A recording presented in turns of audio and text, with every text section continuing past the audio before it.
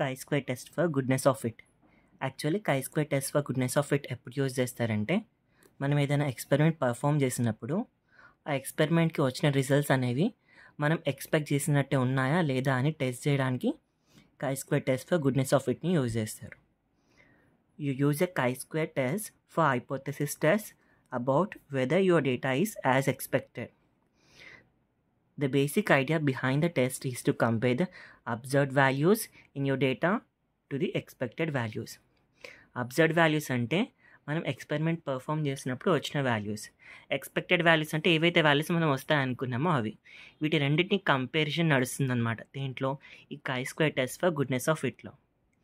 Null hypothesis first step. Null హైపోథెసిస్లో మనం ఏం తీసుకోవాలంటే H0 says that the fitted distribution for the given data is best fit. ఏదైతే మనం డేటాకి ఫిట్ చేసినామో డిస్ట్రిబ్యూషన్ని అది బెస్ట్ ఫిట్ అన్నట్టు తీసుకుంటాం. Alternate hypothesis H1 says that the fitted distribution for the given data is not a good fit అన్నట్టు తీసుకుంటాం. Alternate hypothesis. Next step ఏంటి? Null hypothesis, alternate hypothesis. తర్వాత step మనకు లెవెల్ ఆఫ్ సిగ్నిఫికెన్స్ బై డిఫాల్ట్గా అయితే 5% తీసుకుంటారు. అది కాకుండా ఇంకేదైనా క్వశ్చన్లో మెన్షన్ చేస్తే అది తీసుకోవాలి. దాని తర్వాత స్టెప్ మనకు టెస్ట్ స్టాటిస్టిక్. ఇక్కడ మనకి యాక్చువల్గా chi-square test for goodness of fitలో 2 వాల్యూస్ ఉంటాయని చెప్పినా కదా నేను. ఏవి? అబ్జర్వ్డ్ వాల్యూస్ ఉంటాయి, ఎక్స్పెక్టెడ్ వాల్యూస్ ఉంటాయి. అబ్జర్వ్డ్ వాల్యూస్ నేను OIతో డినోట్ చేస్తాను. OI అంటే for I equal to 1 to n, O1, O2, O3, O4 up to so on ON.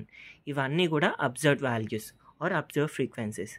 And EI for all I is equal to 1, 2 up to so on n అంటే E1, E2, E3 up to so on EN. ఇవన్నీ కూడా మనకు expected frequencies or expected values అనమాట. These OI అంటే observe ఫ్రీక్వెన్సీస్ని indicate చేస్తుంది, EI అంటే expected ఫ్రీక్వెన్సీస్ని ఇండికేట్ చేస్తుంది. ఈ అబ్జర్వ్ ఫ్రీక్వెన్సీస్ అండ్ ఎక్స్పెక్టెడ్ ఫ్రీక్వెన్సీస్ని యూజ్ చేస్తూ మనం chi-square వేరియేట్ యొక్క వాల్యూని కనుక్కోవాలి. అది ఎట్లా అంటే chi-square variate, chi-square is equal to summation of OI minus EI whole square.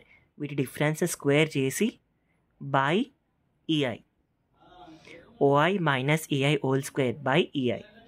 It follows chi-square distribution with n-1 degrees of freedom. ఇది మన chi-square వేరియేట్ క్యాలిక్యులేట్ చేయడానికి ఫార్ములా. chi-square స్టాటిస్టిక్ క్యాలిక్యులేట్ చేయడానికి ఫార్ములా. నెక్స్ట్ లాస్ట్ స్టెప్ వచ్చేసరికి comparison and conclusion. If chi-square greater than chi-square tabulated value at alpha level of significance and n-1 degrees of freedom. ఇది మనం calculate చేసిన value. ఇది table నుంచి తీసుకున్న value. Table నుంచి ఎక్కడ తీసుకోవాలి? ఆల్ఫా లెవెల్ ఆఫ్ సిగ్నిఫికెన్స్ దగ్గర n-1 degrees ఆఫ్ ఫ్రీడమ్ దగ్గరే తీసుకోవాలి.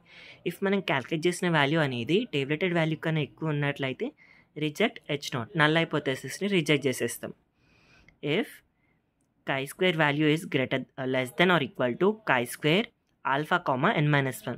మనం క్యాలిక్యులేట్ చేసిన వాల్యూ అనేది టేబులేటెడ్ వాల్యూ కన్నా తక్కువగా ఉన్నా ఈక్వల్గా ఉన్నా కూడా మనం నల్ హైపోథెసిస్ని యాక్సెప్ట్ చేస్తాం.